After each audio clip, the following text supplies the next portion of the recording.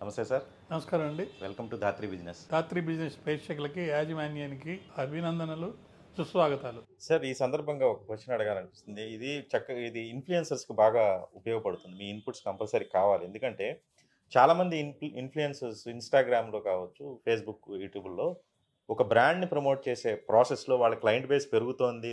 Monthly income కూడా పెరుగుతుంది కాబట్టి వాళ్ళు జస్టిఫై చేసుకోలేరు లీగల్‌గా ఎటువంటి సమస్యలు వస్తాయి రేపొద్దున అని. కానీ ఎక్కువ మంది టీనేజ్ గర్ల్స్ కూడా ఈ బెట్టింగ్ యాప్స్‌ని వాటిని ప్రమోట్ చేస్తూ లేదనంటే కొన్ని ప్రొడక్ట్స్‌ని అసలు ప్రమోట్ చేయకూడదు. అలాంటి ప్రొడక్ట్స్‌ని కూడా ప్రమోట్ చేస్తూ వీడియోలు చేస్తున్నారు. ఏదైనా సమస్య వస్తే వీళ్ళకి లీగల్‌గా రిపర్కషన్స్ చాలా దీనిగా ఉంటాయి. కానీ వాళ్ళు ఫేస్ చేయగలరో లేరో, కనీసం అవగాహన ఉందో లేదో కూడా తెలీదు.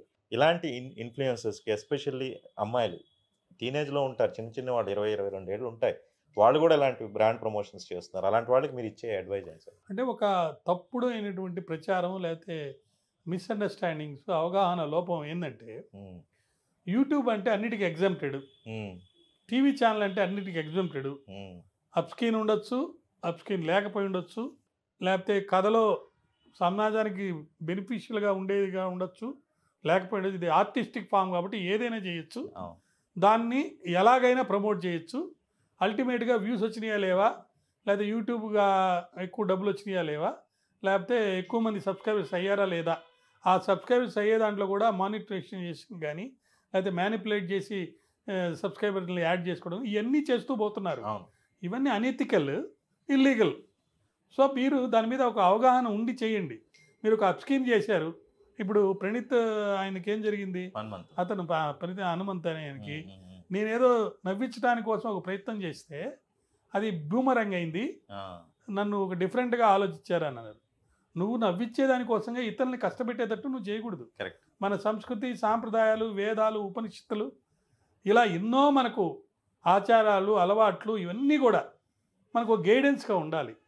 సోషల్ సెల్ఫ్ కంట్రోల్డ్‌గా మీరు యూట్యూబ్‌లో పెట్టిన దానివల్ల అందరూ హాయిగా ఆనందం అనిపించాలి. అందరూ నవ్వగలిగేటట్టు ఉండాలి. అలా చేయాలంటే మీకు అవగాహన ఉండాలి. సోషల్ డ్యూటీ ఉండాలి. సోషల్ ఇన్‌ఫ్లుయెన్సర్ అని మీరు పేరు పెట్టుకోవడం కాదు.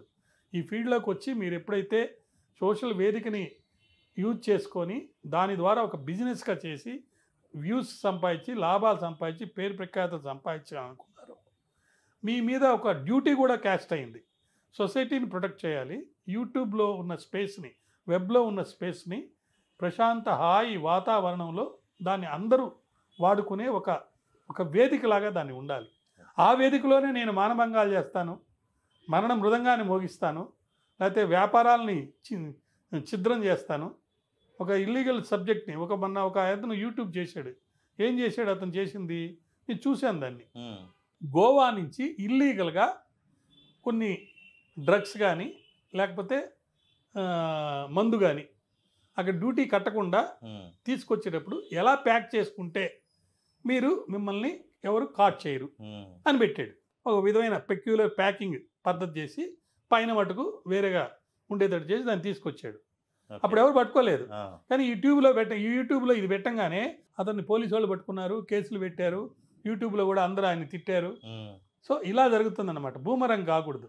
మీరు చేసే ఏ పనైనా సరే, ఏ విషయమైనా సరే వ్యాపారంగా చేస్తున్నారు కాబట్టి ఒక బిజినెస్‌కి కొన్ని ప్రొటెక్టివ్ లాస్ ఉంటాయి. ఎథిక్స్ ఉండాలి. ఎథిక్స్ ఉండాలి. ప్రొటెక్టివ్ లాస్ ఉంటాయి. హ్మ్. ఆ ఎన్నింటిని కూడా మీరు ఫాలో కావాల్సింది.